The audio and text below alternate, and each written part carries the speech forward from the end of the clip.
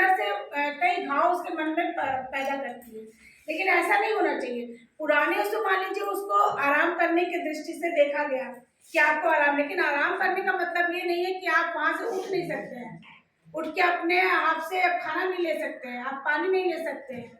है ना। तो ये चीजों के लिए हमें बच्चों को, अपनी किशोरियों को, पावर रेंजर्स को, उनको जो है जागरूक करना है कि, और उसमें एक चीज और भी बताई गई थी कि इतने दिन आपको नहाना नहीं है,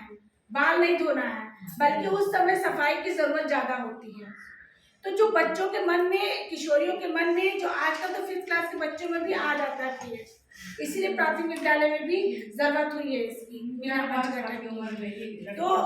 तो जब ये चीजें आती हैं,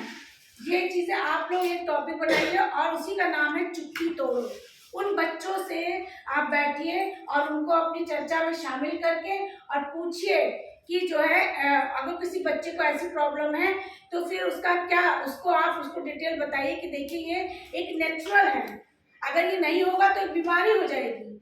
ये एक नेचुरल प्रोसीजर है जो भगवान ने खुद दिया है औरतों को, इससे इसका क्या काम। और उसमें जो है बालकों को भी शामिल करिए,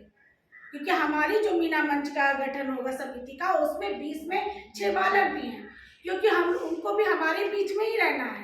इसलिए इसकी जानकारी उन बच्चों को भी होना चाहिए कि कल को अगर जो वो कुछ देख ले ऐसा, तो उनको हंसी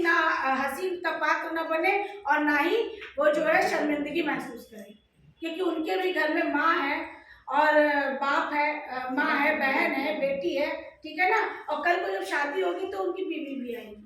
ये जानना, अब आजकल बहुत से एड्स आते हैं, पहले तो ये ऐड होता था मम्मी से पूछो, अरे इसको मत देखो, हमने खुद देखा, मतलब पहले केयर फ्री का जब ऐड आता था तो मम्मी कह रही थी अरे मत दो टीवी, लेकिन